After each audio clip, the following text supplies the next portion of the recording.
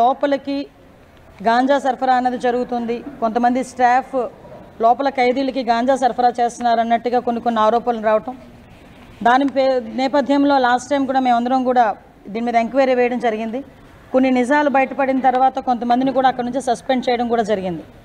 అయితే ఆ రోజు నుంచి నేను లాస్ట్ టైం ఇక్కడికి ప్రెజెంట్ విజిట్కి ఫార్మల్ విజిట్కి వచ్చినప్పుడు కూడా నేను చాలా సందర్భాల్లో ఇక్కడ అబ్జర్వ్ చేసి వాళ్ళందరినీ కూడా కొంచెం అలర్ట్ చేయడం జరిగింది. ఎందుకు ఈ మాట చెప్తున్నానంటే, ప్రతిసారి మేడం ఏంటి లాస్ట్ 5 years గురించి మాట్లాడతారని మీరు అనుకోవచ్చు, కానీ ఆ ల్యాప్సెస్ అన్నవి చాలా క్లియర్గా మేము ఫేస్ చేయాల్సిన పరిస్థితి వచ్చింది.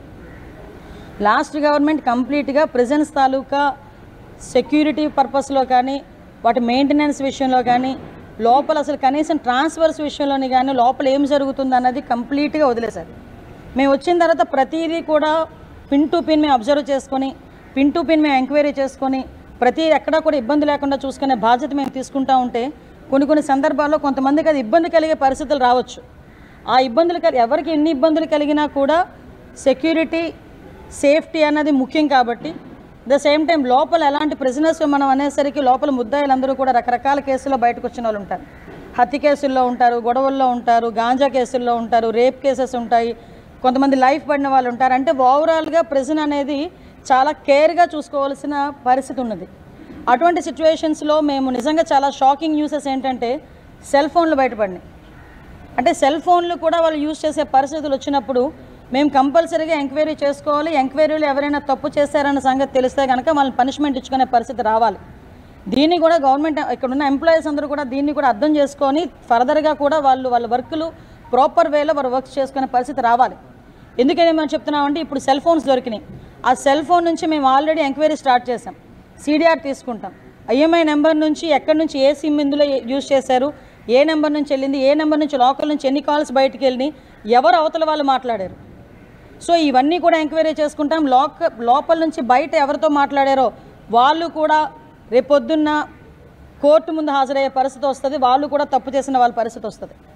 అంటే ఇక్కడ లోకల్ ఇప్పుడు మనం లాస్ట్ టైం చూసాం, కొంతమంది రౌడీ షీటర్స్ లోపల ఉన్నారు. రౌడీ షీటర్స్ కూడా బయటికి వెళ్ళి లోపలికి వచ్చేటప్పుడు గాంజా తీసుకుని వచ్చే పరిస్థితులు కూడా కనిపించాయి. అంటే అటువంటి సందర్భాల్లో కూడా కొంతమంది పోలీసులు కూడా ఇబ్బందులు పడి వాళ్ళు కూడా సస్పెండ్ చేసే పరిస్థితులు కనిపించినాయి.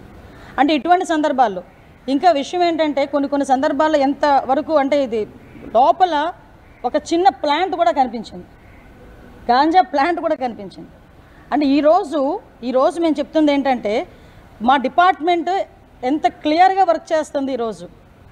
అంటే ఎక్కడా కూడా ఒక ఇంచును కూడా వదలకుండా చాలా క్లియర్ కట్గా వారి సర్వేలెన్సెస్లో పెట్టుకొని అటువంటి సిచ్యువేషన్స్ ఏమీ రాకుండా ఈరోజు అంత పగడ్బందీగా చేస్తున్నాం. పగడ్బందీగా చేస్తున్న సందర్భంలో కొంతమందికి ఇది ఇబ్బంది రావచ్చు, కొంతమందిని ట్రాన్స్ఫర్ చేయాల్సిన పరిస్థితి రావచ్చు, కొంతమందిని సస్పెండ్ చేయాల్సిన పరిస్థితి కూడా రావచ్చు.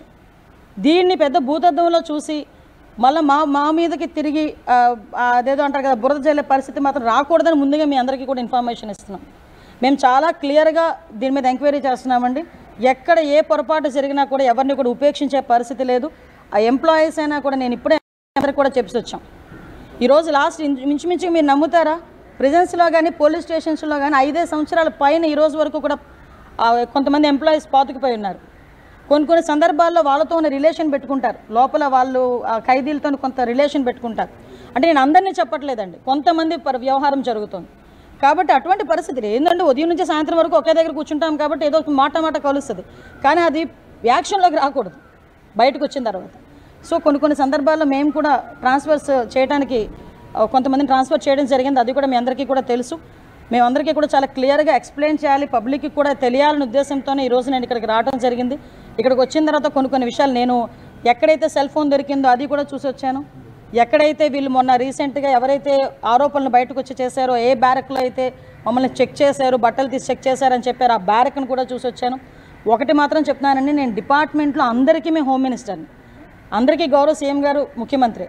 ఇందులో మాకు ఎటువంటి పక్షపాత వైఖరులు మా దగ్గర ఉండవు. అందరూ మా కుటుంబ సభ్యులే, కానీ తప్పు చేస్తే ఎవరినైనా పనిష్ చేస్తాం. అందరూ మా కుటుంబ సభ్యులే, కానీ తప్పు చేస్తే ఎవరినైనా పనిష్ చేస్తాం. ఆ విషయం గురించి వాళ్ళ వెల్ఫేర్ మేము చూసుకుంటాం, కానీ గవర్నమెంట్కి ఎక్కడ కూడా చెడ్డ పేరు రాకుండా, ఇక్కడ స్టాఫ్కి ఎక్కడ చెడ్డ పేరు రాకుండా చేసుకోవాల్సిన బాధ్యత కూడా అందరి మీద ఉంది. దయచేసి మీరందరూ కూడా సహకరించాల్సిందిగా కోరుకుంటున్నా. మా పత్రికా సోదరులకు కూడా మీ అందరికీ కూడా ఒకటే విన్నపం, ఏం జరిగిందన్నది మీకు క్లియర్గా మేము ఎక్స్ప్లెయిన్ కూడా చేస్తాం. ప్రతి ఒక్క విషయాన్ని ఎక్స్ప్లెయిన్ చేస్తున్నాం పబ్లిక్, ఎందుకంటే మీరే ప్రజలకి మాకు ప్రభుత్వానికి మధ్యలో ఉన్న వారధులు. మీ దగ్గర మీకైనా క్లియర్గా ఇన్ఫర్మేషన్ ఇవ్వాలి కాబట్టి ఈరోజు ఇక్కడ ఒకసారి చూసి మీతో మాట్లాడడం జరిగింది.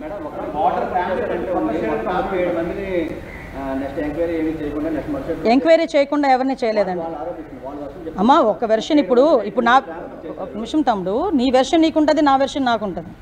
ఏ వెర్షన్ అయినా మేము ఒక పబ్లిక్ రిప్రజెంటేటివ్గా నేను కానీ లోపల గవర్నమెంట్లో వర్క్ చేసిన వాళ్ళు కానీ ఒక ఎంక్వైరీ లేకుండా ఒకరిని ట్రాన్స్ఫర్ చేయాలంటే రేపు పొద్దున్న ఎంక్వైరీ చేయడం తప్పు చేశారంటే వీళ్ళైనా ఫిక్సప్ అవుతారు కదా, వీళ్ళైనా సస్పెండ్ అవుతారు కదా. సో ప్రాపర్గా అలా 5 సంవత్సరాలు దాటి చాలామంది ఉన్నారు. మేము ఒక సిద్ధాంతం పెట్టుకున్నాం. ఈవెన్ కానిస్టేబుల్స్నైనా మేము రెగ్యులర్ పోలీసులలోనే కానిస్టేబుల్స్నైనా 5 సంవత్సరాలు ఒకే దగ్గర ఉంటే కనుక షఫిల్ చేయాలని మేము అనుకున్నాం. అదేవిధంగా ప్రెజెన్స్లో ఉన్న వార్డర్స్ని కూడా ఏదైనా 5 years దాటిన తర్వాత కూడా మేము కొంతమందిని షఫిల్ చేయాలనుకున్నాం.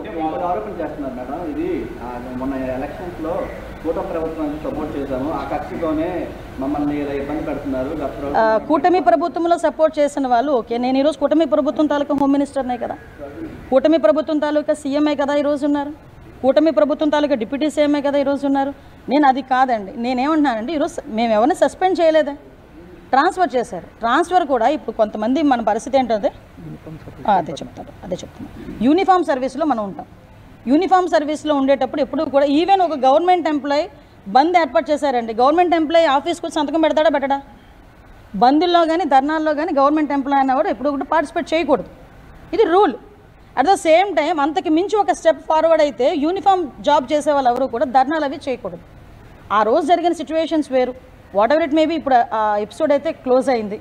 ఫర్దర్గా ఎక్కడ ఇబ్బందులు రాకుండా చూసుకోవడానికే ప్రతి ఇంచ్ టు ఇంచ్ ఈరోజు సెర్చ్ చేస్తున్నారు. అందులో భాగంగానే ఈరోజు కొన్ని ఇష్యూస్ కూడా బయటపడిన ఆ ఇష్యూస్ కూడా మీతో షేర్ చేశాను.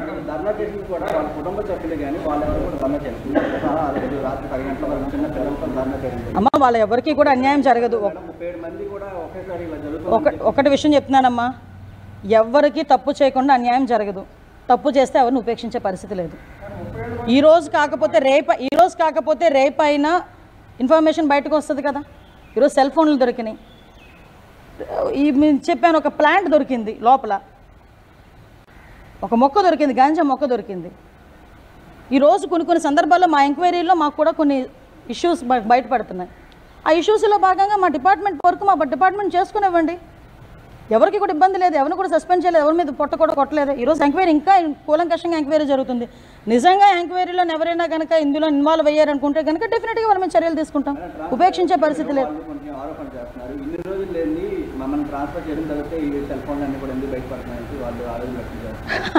ఇప్పుడు సూపరింటెండెంట్ మారే, లాస్ట్ సూపరింటెండెంట్ సస్పెండ్ అయ్యారు. ఆ సంగతి మీకు తెలుసా? లాస్ట్ సూపరింటెండెంట్ సస్పెండ్ అయ్యారు. ఈరోజు కొత్త సూపరింటెండెంట్ వచ్చారు.